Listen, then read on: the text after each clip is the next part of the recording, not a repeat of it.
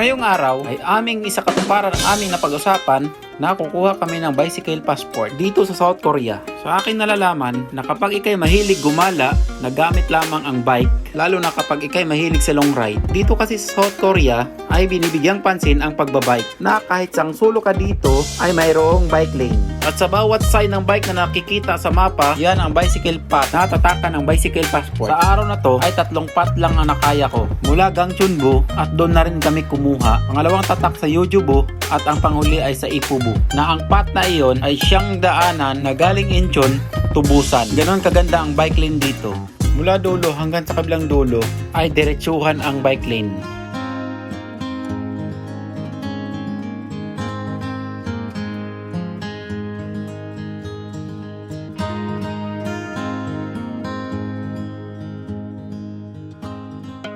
Maaga nag-text si Jaime. 5:30 pa lang ng umaga paalis na siya sa kanila. At 6:30 naman ng umaga ang aking gising. Napakakapal pala ng hamog ngayong umaga. At di na rin ganun kainit. At dali-dali ako naligo, kumain, lihis, maghanda ng kakailanganin namin sa pagbabike. Dala din namin ang passport at ID ay siyang requirement sa pagkuha ng bicycle passport. At paalis na rin ako para tagpuin si Jaime. At makapal talaga ang hamog. Alas 7 na ng umaga. At dito na nga nakarating ako sa Bubal Station. At nakita na rin kami.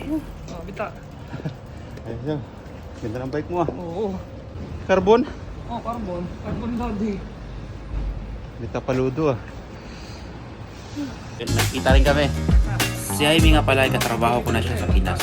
Mula 2006 hanggang 2016. Nauna lang siya ng halos 1 taon dito sa South Korea.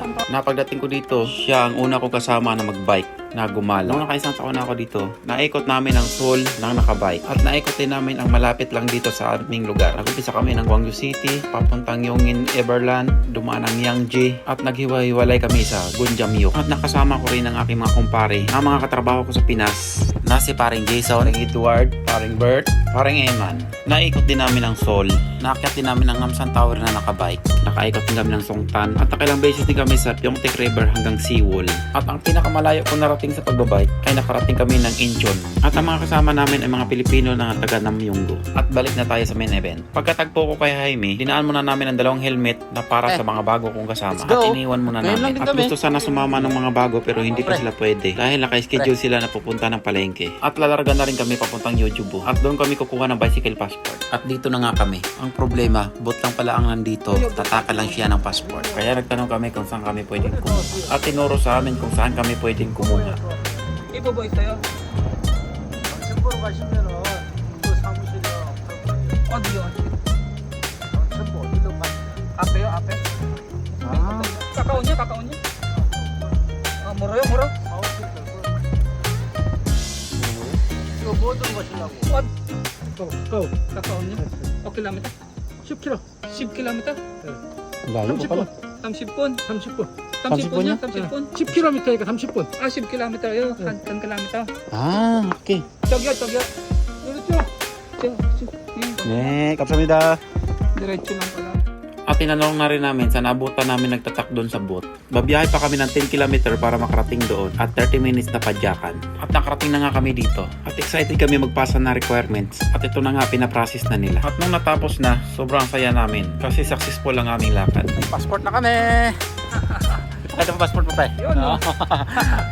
Sulit! Sulit. Sulit yung lakad. Sulit ang pagtatanong. Dito na kami sa unang tatak. Pre! Unang tatak! Ano bili mo? Sigmanon. Inang mahal. Pero matibay naman siguro eh. Oo, gano'n. 120 nga ito nung una eh. 120 eh. Binabaan niya ng Sa 100. kupang. Oo, hindi. Sa karot. Karot? Oh, putang ina karot pa yan. Oo. Ha? Ganda naman eh. Pag-jacket ano.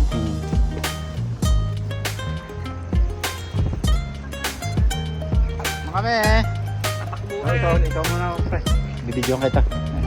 Selfie lang ako sa. Oh, sige. Selfie daw muna siya. Okay. The number you have dialed is not available at present. Please leave your message Ayan. after the beep. Oh, first time. Takot ka man talaga pre. at bumalik na kami para tatakan namin doon sa Ipobo. At dumaan muna kami sa Yojo City para kumain muna. At pagkatapos kumain, kape muna bago padyakan na naman. Dito na kami sa Ipobo. Ito ang pangalawang tatak sa aming passport. At pagkatapos namin mag-stamp sa Yojobo, papadyak naman kami ng 14 km papuntang Ipobo. On the way to you.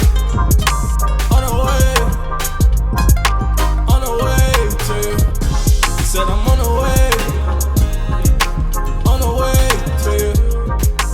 On the way. At dito na rin kami sa Ipobo, ang pangatlong stamp sa araw na to. Kumapit. Ipobo. Ipobo. Ang laki naman ng tatak. Kaya nga, isasakto mo talaga. Tatlong tatak na rin.